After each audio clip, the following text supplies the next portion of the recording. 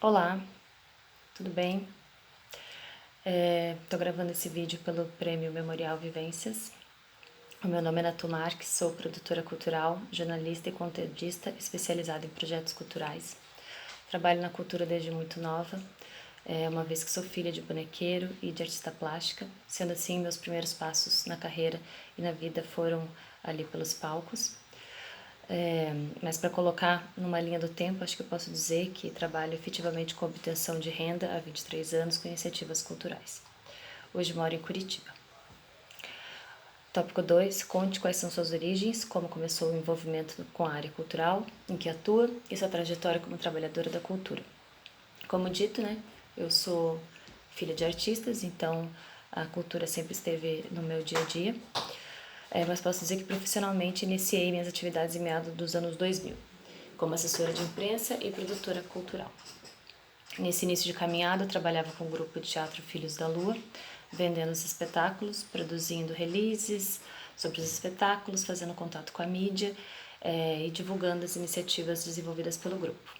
Ainda nessa época, eu participei como produtora durante as montagens dos espetáculos O Anjo do Bosque, Terezinha, a História de Amor e Perigo, Teatro Que História é Essa?, entre outros espetáculos da companhia que rodaram a cidade de Curitiba e outras Brasil afora. Logo em seguida, ingressei na faculdade de jornalismo e, além das produções dos espetáculos do Filhos da Lua, eu iniciei uma pesquisa de cinema e roteiro, fazendo cursos e algumas produções de baixo orçamento, como o documentário do Guadalupe, realizado pela oficina de cinema Olho Vivo, onde eu participei como diretora e roteirista, de forma compartilhada com os demais alunos da oficina. Curta-metragem A Luz de Vela, contemplado com o edital Mecenato Subsidiado Iniciante. Esse projeto eu fiz assistência de produção. As Memórias do Meu Tio foi um curta-metragem também onde eu fiz produção executiva, entre outras produções de baixo orçamento. Em 2004 e 2005, desenvolvi junto com um grupo de artistas independente o espetáculo Tudo, Tudo e Você, uma produção independente, né, onde eu fiz assistência de direção e produção. Com esse espetáculo, a gente fez uma temporada no Teune e posteriormente participamos da Mostra Fringe, no Festival de Teatro de Curitiba. Foi um espetáculo bem prestigiado e que hoje está na lista, aqui na listinha para virar um roteiro, um filme ou uma websérie. Depois do tudo, eu passei a me dedicar mais fortemente ao jornalismo cultural. Criei um blog onde eu divulgava shows, espetáculos, exposições e demais produções, nas quais eu era assessora de imprensa e às vezes produtora.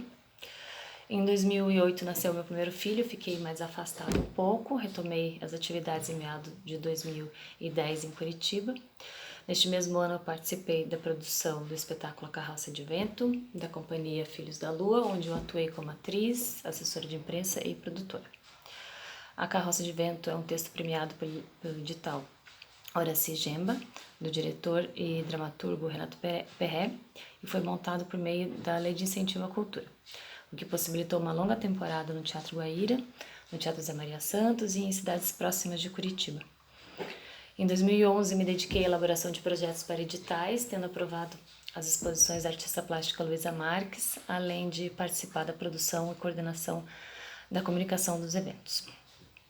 Em 2012, eu tive minha segunda filha, então me dediquei mais ao meu blog. Assim como em 2013, né, eu me dediquei, segui escrevendo no blog, divulgando os eventos culturais que aconteciam na cidade, além de atuar como assessora de imprensa. Fazer produção local e produção executiva de alguns projetos, como A Confissão, que foi um espetáculo que veio para participar do Festival de Teatro de Curitiba, um festival Isso é Jazz, que aconteceu no espaço da Caixa Cultural. O espetáculo Manual do Pequeno Cavaleiro Andante foi um espetáculo em parceria um espetáculo do Filhos da Lua em parceria com a Companhia dos Palhaços, além de shows, né, da cantora da Simone Maser, por exemplo, do grupo Serenô, que aconteciam pela cidade.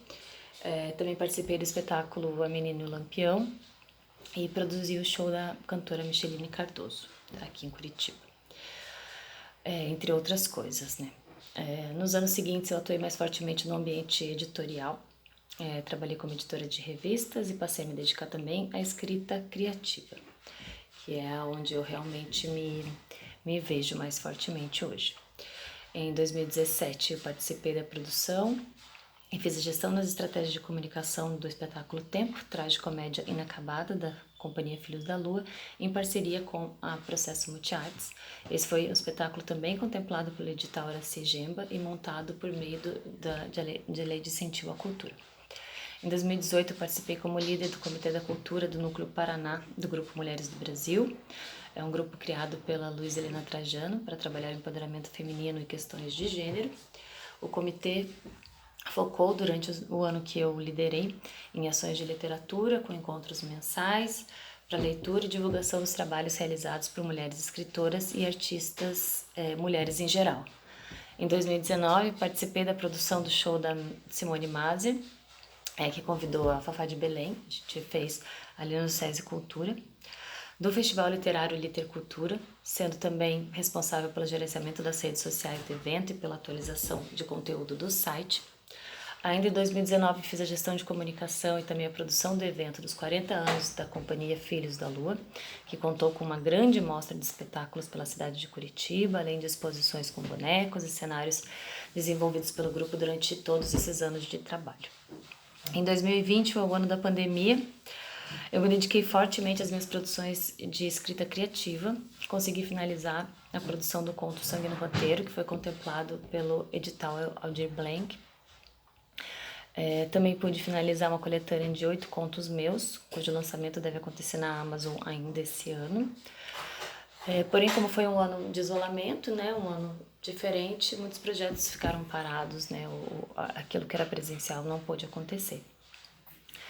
Em 2021, com a flexibilização das restrições da Covid-19, eu participei como produtora e gestora de comunicação dos eventos online Festival Literário Litercultura 2021, primeiro Abraçarte, mostra de espetáculos e oficinas produzido pela Companhia Filhos da Lua.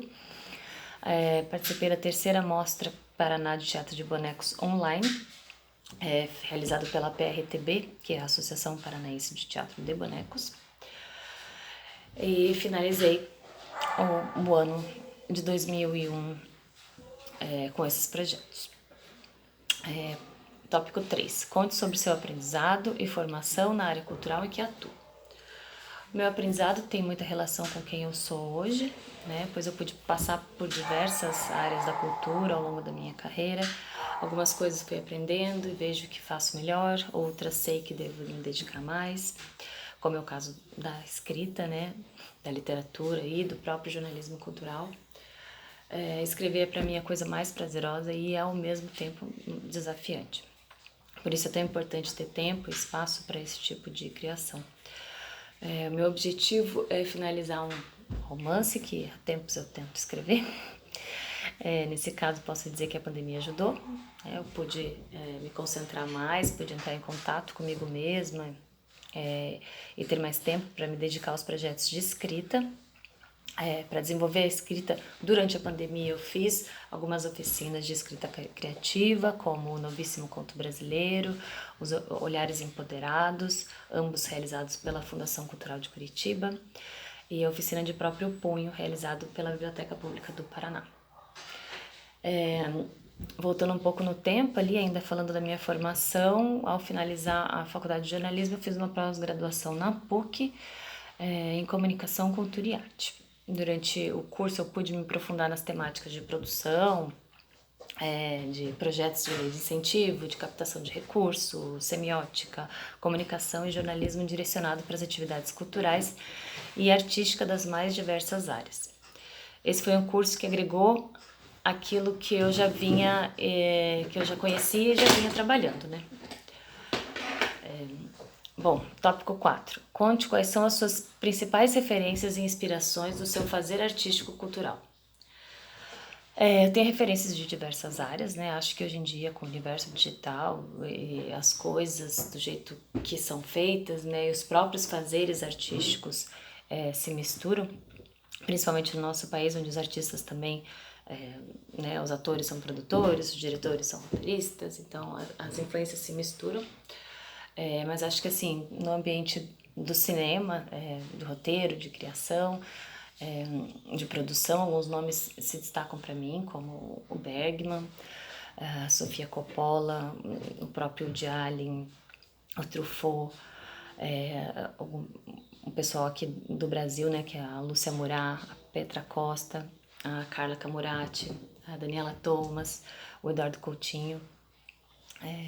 No teatro tem um pessoal que trabalha com teatro de bonecos aqui em Curitiba, que eu admiro muito, que é a Inês C. Gomes, o Renato Perré, a Tadica Veiga, algumas produtoras e diretoras como a Nina Inoue, a Fátima Ortiz, a Letícia Guimarães, são pessoas que fazem acontecer aqui, né, entre outras, aqui da nossa cidade.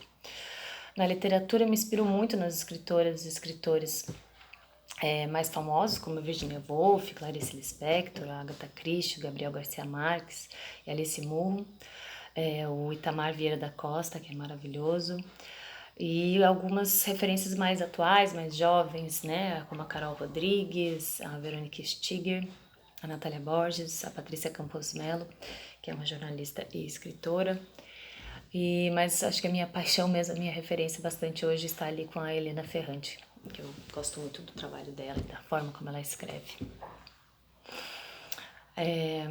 Tópico 5, conte sobre as obras e projetos da sua autoria e ou sua participação. Bom, eu sou proprietária do Comunicatu, que é um meio voltado para a produção cultural e comunicação criativa. Por meio dele, posso prestar serviço para inúmeros projetos culturais e produzir conteúdos pelo blog, né, tem o mesmo nome. Em 2020, eu produzi o conto Sangue no Roteiro, como eu falei, contemplado pelo edital Aldir Blanc. Para mim foi uma grande conquista, pois até então eu não tinha exposto nada que eu tivesse escrito para o público. Agora eu acabo de participar de uma coletânea de contos chamado Um Conto de Tudo, com um conto que eu escrevi que se chama Laranja Carne. Ele está disponível na Amazon pelo aplicativo do Kindle. Também finalizei uma coletânea própria de contos que pretendo publicar ainda esse ano pela Amazon ou por alguma editora interessada. Também atuei na produção de alguns curtas-metragens de baixo orçamento, sendo que um deles de caráter experimental atuei como diretora e roteirista. Foi o curta chamado A Canja, que foi uma adaptação do conto do Caio Fernando Abreu. Além disso, participo de produções locais, produção executiva e de inúmeros projetos culturais, como os já citados. Tópico 6, conte as suas principais referências, suas principais experiências de produção cultural e ou participação em eventos e projetos culturais. Começando pelas últimas atuações, eu participei do Festival Literário Litercultura em 2019 e 2021, da terceira Mostra de Teatro de Bonecos, a PRTB, em 2021, primeira Mostra Abraçarte em 2021 também, produção e comunicação da Mostra de 40 anos do Filhos da Lua, que foi uma mostra de espetáculo e exposições. Participei da produção e da comunicação do espetáculo Tempo, Tragicomédia Inacabada. Fiz a produção executiva de Formas Delicadas, a produção e comunicação do lançamento do CD Sabandango, da cantora Doriane Conceição. Fiz algumas produções locais, o show da Simone Maser. Participei de alguns curtas de baixo orçamento, como eu já dito, e em geral, né, atuo ao lado ali das companhias aqui de Curitiba. Tópico 7, conte sobre sua vivência de trabalhadora da cultura no momento pandêmico e as mudanças causadas pela pandemia em seu fazer artístico. Bom, a pandemia acho que prejudicou todo mundo, né? Principalmente os trabalhadores do setor da cultura, uma vez que houve a impossibilidade de realização de eventos, né? A cultura, a gente pode realizar ela em ambiente virtual, né? Existe essa possibilidade, mas ela acontece mesmo no ao vivo, né? Em certos casos, como é o teatro. Então, sendo assim, eu não tive uma atuação como produtora nesse tempo, porque não houveram os eventos, né? Mas, por um lado, foi possível desenvolver algumas ideias alternativas, assim como os eventos online, conteúdo digital para grupos e artistas que até então não tinham essa visão. Então, eu pude contribuir nesse ponto com a minha experiência em redes sociais e na comunicação. Durante a pandemia, pude me dedicar à minha escrita criativa, consegui desenvolver algumas habilidades literárias. Nesse período, pude efetivamente colocar em prática algo que há muito tempo eu precisava me dedicar, que é a minha escrita, que é a expressão artística mais forte em mim. Então, nesse ponto, eu acho que eu consegui uma abordagem positiva desse momento tão difícil que é a pandemia, né? Tópico 8, conte seus planos enquanto trabalhadora da cultura para quando acabar o período pandêmico. Bom, pretendo continuar com as ações e produções culturais, né, com os espetáculos, shows e exposições, que é uma atividade que eu estou inserida há bastante tempo e eu gosto.